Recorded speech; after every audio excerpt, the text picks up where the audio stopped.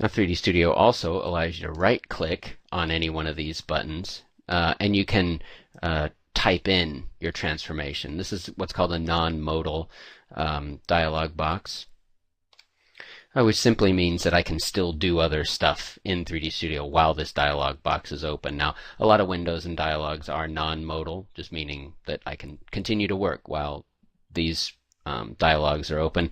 Some are modal, meaning that you have to type in your input or accept a command or whatever before you can actually go back out and do things in 3D Studio. So I could leave this move transform type in someplace that I want to work in it and just continue to work, move it around this way, and you'll see it'll update here.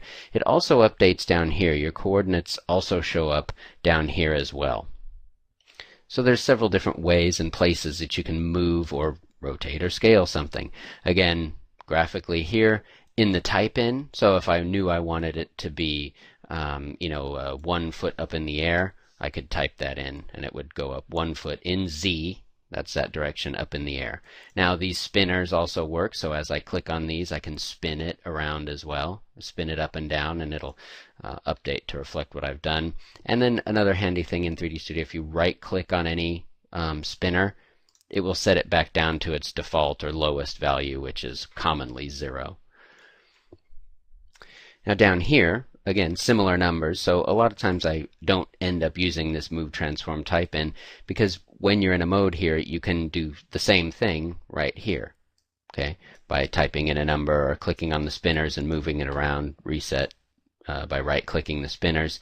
So you can do that right from here. So I often don't use those. However, this section here also has this switch, which switches these numbers from absolute mode to relative mode, which means that in absolute mode, if I set this number to 1, it's going to move 1 foot up in the air. If I set this number now to 2, it's going to move to 2. If I set it back to 1, it'll move back down to 1. That means it is in world coordinate space, and so this number reflects whatever 1 foot up in the air all the way through the world. Okay. If I change this, click this button, change it to relative. What that means is if I type 1 up, 1 in Z, it will move it up by 1 foot in Z, and here you can see it resets back to 0. So that means I can type in another 1 foot in Z, and it's going to move it up another foot in Z.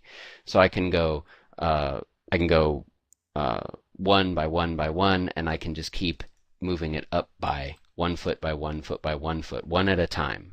Okay, that's relative. It's relative to where it currently starts out. Doesn't really care where it already is. If I type 1 in any one of these directions, or 2 or 4 or 10, it'll move it 10 feet in any one of those directions. So I can go back out to absolute, and now you see I'm at 3 in absolute world coordinates. So if I want it back down to 0 or on the ground plane, I can right click here and it's back down to 0 and on the ground.